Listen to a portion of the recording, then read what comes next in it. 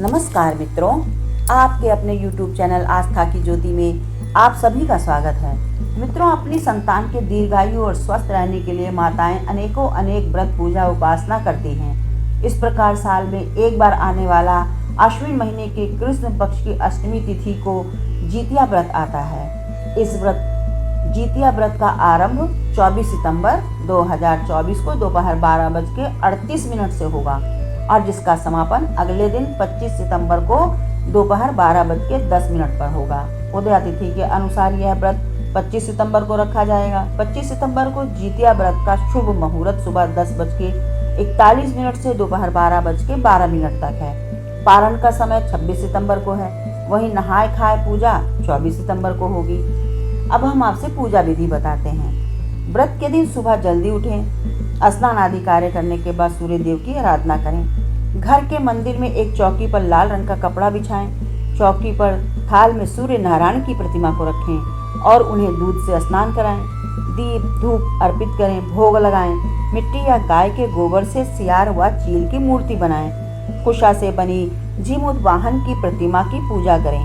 धूप दीप चावल फूल माला फल मिठाई इत्यादि समर्पित करें और अंत में कथा सुने और आरती करें। अब हम आपको कथा सुनाते हैं। मित्रों, आज हम आप सभी को जितिया की 3 प्रमुख कहानियां सुनाते हैं।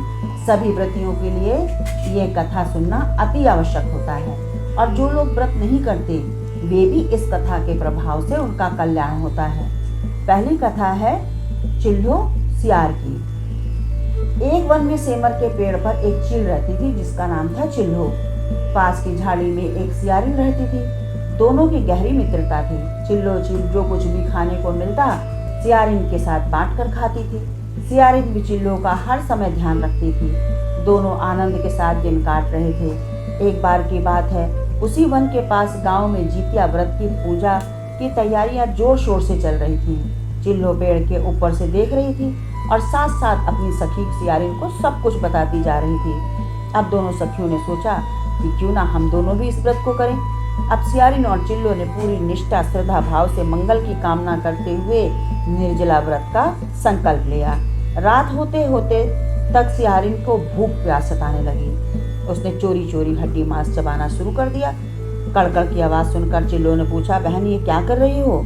सियारिन ने कहा, अरे कुछ नहीं बहन, भूख से पेट की हड्डियां कड़कड़ा रही हैं। चिल्लो समझ गई। उसने सियारिन को लज्जित किया कि जब तुमसे व्रत नहीं होता तो निर्जला व्रत रखने का संकल्प ही क्यों लिया? सियारिन शर्मिंदा हो गई। चिल्लो ने पूरी निष्ठा से व्रत पूरा किया।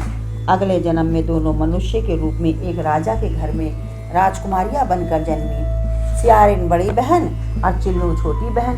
बड़ी बहन सियारिन का विवाह राजकुमार तथा छोटी बहन चिल्लो का विवाह मंत्री पुत्र से हुआ।